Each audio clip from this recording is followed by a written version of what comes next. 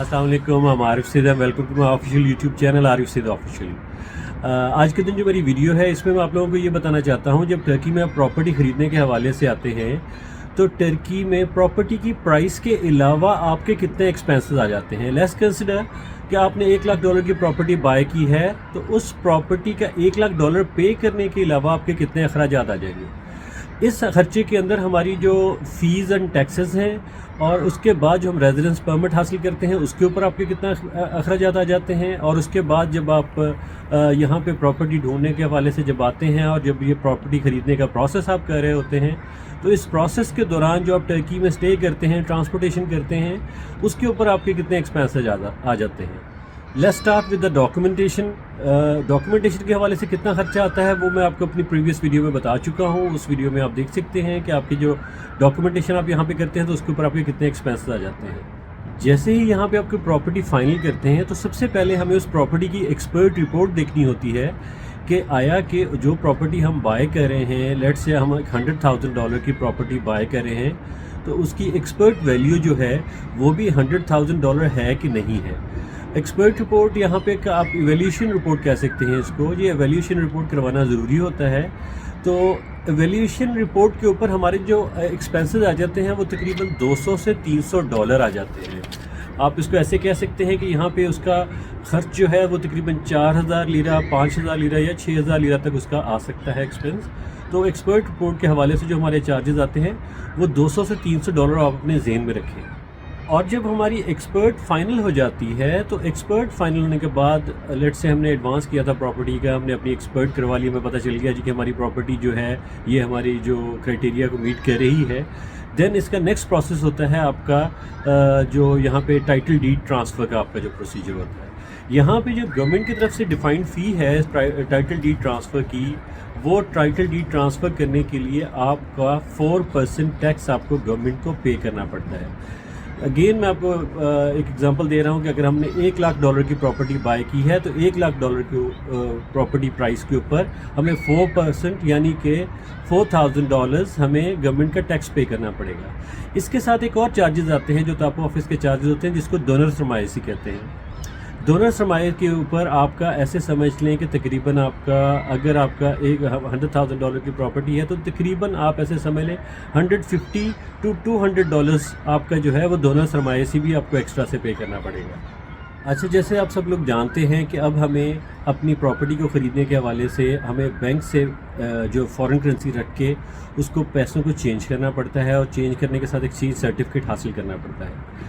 Let's say $100,000 हमने bank में रखा। बैंक में रखने के बाद उसको दुबई बेल्गिसी हमने लिया है और एक्सचेंज सर्टिफिकेट हासिल किया। तो उस एक्सचेंज सर्टिफिकेट हासिल करने के हवाले से डिफरेंट बैंक्स के डिफरेंट चार्जेस हैं। इफ़ यू टॉक अबाउट ज़रात बांकासी, जिसमें मोस्टली अकाउंट खोलते हैं या अलबरका वगैरह कह सकते हैं बैंक्स के साथ, तो इसमें सूरत हाल ये है कि जो अभी लास्ट हमने जो ट्रांजेक्शन्स की हैं इसके अंदर बैंक के जो चार्जेस हैं 0.5% बैंक चार्ज करता है इसके ऊपर। आपका जो दुबई बेल्गिसी एक्सचेंज सर्टिफिकेट हासिल करना होता है, तो इसको आप कंसिडर कर सकते हैं। अगर $1 लाख की प्रॉपर्टी है तो 0.5% के हिसाब से अगर आप उसको बनाएंगे तो दैट विल बिकम लाइक $500 आपका ये एक्सचेंज सर्टिफिकेट के ऊपर एक्सपेंस आएगा। इसके बाद जो प्रोसेस होता है, जब हमारा तापू हो जाता है, तापू होने के साथ हमें एक चार्जेस और पे करने पड़ते हैं जो हमें तर्जुमान यहाँ पे हायर करना पड़ता है। ये तर्जुमान हर कोई नहीं हो सकता। यहाँ पे गवर्नमेंट ने यमीनी तर्जुमान होते हैं जिनको सर्टिफाइड आपके जो ट्रांसलेटर्स होते हैं वो आपके साथ तापू ऑफिस के अंदर जाते हैं। जब आप उससे सारे क्वेश्चंस किए जाते हैं वो आपसे वो क्वेश्चंस पूछता है और उनके रिप्लाई करता है तापू ऑफिस को। तो तर्जुमान की जो फ़ीस है दैट इज़ अराउंड $50, 1000 तेले है और नॉर्मली चल रही है आजकल यहाँ पे, तो वो $50 बनते हैं। इसके बाद जो आपका तापू होने के बाद जो आपका प्रोसेस रह जाता है वो आपका नुमारा ताज होता है, जो आप हस्बैंड वाइफ हासिल करेंगे, बच्चों के लिए ज़रूरत नहीं होती। जो नुमारा ताज है उसके जो चार्जेस हैं वो $20 से $30 आपके वो उसके नुमारा ताज के ऊपर आपके पैसे लगते हैं। इससे जो अगला एक्सपेंस है वो आपका है प्रॉपर्टी कमीशन। प्रॉपर्टी कमीशन जो यहाँ पे स्टैंडर्ड है दैट इज़ 4%। बेसिकली 2% बायर को 2% सेलर को पे करनी पड़ती है, लेकिन नॉर्मली यहाँ पे जो बायर होता है वही पे करता है, या समटाइम इस तरह हो जाता है कि आपको सेलर और बायर अगर पे करता है तो 2% वहाँ से, तो ये 2 to 4% वेरी करती है। तो ये आपका इसमें ऐसे समझ लें कि एक आपका ये वाला एक्सपेंस भी इसके अंदर है। इसमें जो आपका नेक्स्ट प्रोसेस स्टार्ट होता है तापू लेने के बाद, टाइटल डीड लेने के बाद, वो है आपका TRC, रेजिडेंस परमिट, और जिसे हम यहाँ पे इकामत कहते हैं, वो प्रोसेस स्टार्ट हो जाता है। तो इकामत के लिए जो सबसे पहली रिक्वायरमेंट है वो आपकी है जी इंश्योरेंस की। अच्छा, इंश्योरेंस पे मैं आपको क्लियर कर दूं कि इंश्योरेंस जो है वो 18 साल से कम उम्र लोगों की और 65 साल से ज़्यादा उम्र लोगों की इंश्योरेंस बनाने की कोई कंपल्शन नहीं है यहाँ पे। और 18 साल से ज़्यादा उम्र के लोग और 65 साल से कम उम्र के लोगों के लिए उन्होंने एज ब्रैकेट्स बना दी हुई हैं। उस एज ब्रैकेट्स के अंदर आपका जो स्टार्ट होती है वो 2 साल की जो इंश्योरेंस है वो तकरीबन $150 से स्टार्ट होके $350 तक जाती है। So just keep in mind कि आपको ये इंश्योरेंस की एक फ़ी जो है वो पे करनी पड़ेगी। वो आपकी जितनी भी एज होगी, लेट से आप 35 इयर्स के तो उसके हिसाब से होगी, अगर आप 45 इयर्स के तो उसके हिसाब से होगी। तो ये एक एक्सपेंस अपने ज़हन में आप रख लें।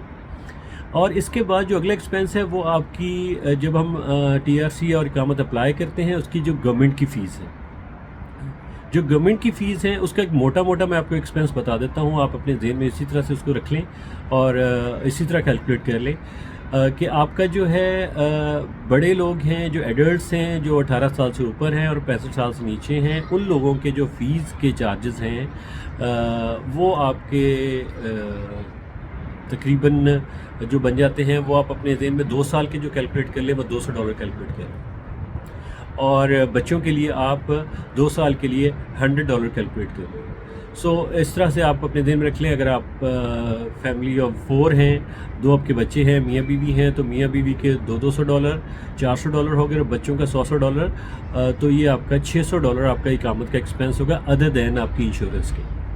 नाउ लेट्स टॉक अबाउट कि हमारे यहाँ पे जब हम प्रॉपर्टी ख़रीदने के हवाले से आते हैं तो हमारे होटलिंग के ऊपर कितने एक्सपेंसेस हो रहे होते हैं यहाँ पे उस दौरान। जस्ट कीप इन माइंड कि आपका जो प्रोसेस है यहाँ पे it takes around a month, चूँकि 8 से 10 दिन आपको एक प्रॉपर्टी ढूंढने में लग जाते हैं। उसके बाद आपका तापू प्रोसेस होता है, तो तापू प्रोसेसिंग जो है वो normally it takes around 1 to 2 weeks, और उसके बाद बाकी प्रोसीजर वगैरह कंप्लीट करते हुए आपको अराउंड 1 महीना लग जाता है उस अपार्टमेंट में मूव होने से पहले। तो अगर मैं बात करूँ प्राइसेस की यहाँ पे, तो प्राइसेस की सूरत हाल ये है कि राइट नाउ अगर एयरबीएनबी से आप एक अपार्टमेंट लेते हैं या कोई सस्ता होटल ढूंढते हैं किसी भी वेबसाइट से या किसी जगह से, तो आपका जो मिनिमम एक्सपेंस है यहाँ पे वो तकरीबन $50 अ डे है। तो इसके अलावा जब आप यहाँ पे खाना वगैरह खाते हैं और छोटी मोटी ट्रांसपोर्टेशन करते हैं तो $50 एक आपका अदरवाइज एक्सपेंस हो जाता है 3 to 4 फैमिली मेम्बर्स का। तो जस्ट कीप इन माइंड कि अगर आपको यहाँ पे जब वो 1 महीना गुजारने के लिए, जब तक आपकी प्रॉपर्टी ट्रांसफ़र हो रही है या सारा प्रोसीजर आप उस प्रॉपर्टी को सर्च कर रहे हैं या उसके लिए आप फर्नीचर और फिक्सर्स वगैरह अरेंज कर रहे हैं, तो it takes around a month. तो इस एक महीने के लिए आपके दिन में ये होना चाहिए कि आपको तकरीबन $100 रोज़ रिक्वायर्ड हैं, तो आपका $2,000 से $3,000 का ये एक्सपेंस भी आपके साथ है। तो अगर मैं इसको समराइज़ करूं तो आपको जब एक प्रॉपर्टी ख़रीदते हैं टर्की में एक $100,000 की प्रॉपर्टी, तो you should keep in mind कि आपके 10 से 12% एक एक्स्ट्रा एक्सपेंस भी होना है। और जब आप अपनी बजटिंग करते हैं तो इस एक्सपेंस को अपने जहन में रखें। मेरी आप लोगों से सबसे रिक्वेस्ट है, जब आप यहाँ पे प्रॉपर्टी ख़रीदने के हवाले से आते हैं और आप अपनी बजटिंग करते हैं, तो इस बजटिंग के हवाले से आप अपने बजट में इस $10,000 से $12,000 को $1,00,000 की प्रॉपर्टी के ऊपर एडअप कर लें, ताकि आपको यहाँ पे आके किसी प्रॉब्लम का सामना न करना पड़े। मोस्ट ऑफ़ द केसेस ये हो रहे होते हैं कि लोग जब प्रॉपर्टी बाय कर लेते हैं तो उसके बाद उनके जो ये बजट प्रॉब्लम्स आ रहे होते हैं तो उनको वहाँ से payments again and again transfer करनी पड़ती हैं, जिससे उनके प्रोसीजर में डिलेज़ भी आती हैं और इसमें कन्फ्यूज़ भी क्रिएट होती हैं। समटाइम जिससे प्रॉपर्टी बाय कर रहे होते हैं वो भी कंफ्यूज हो रहे होते हैं सारी सिचुएशन से, और आपको भी प्रॉब्लम फेस करना पड़ रही होती है। और अब आपको मैं अपनी नेक्स्ट वीडियो के अंदर इंशाल्लाह आपको मैं साइप्रस के बारे में इन्फॉर्मेशन दूंगा। जैसे बहुत सारे लोगों को पता है कि मैं अभी साइप्रस विज़िट करके आया हूँ, और उसके बारे में बहुत सारी डिटेल इन्फॉर्मेशन है मेरे पास, जिसमें आपकी वहाँ पे साइप्रस की प्रॉपर्टीज़ के बारे में, एजुकेशन इन साइप्रस के बारे में, टूरिज़म इन साइप्रस के बारे में, तो वो मैं आपको अपनी नेक्स्ट वीडियोज़ के अंदर शेयर करूँगा। अब आखिर में मेरी आप सब लोगों से ये रिक्वेस्ट है कि जो लोग मेरे चैनल पे नए हैं वो मेरे चैनल को सब्सक्राइब कर लें और इसको अपने फ्रेंड्स एंड फैमिली के साथ शेयर भी करें, और मुझे अपनी दुआओं में याद रखें। अस्सलाम वालेकुम।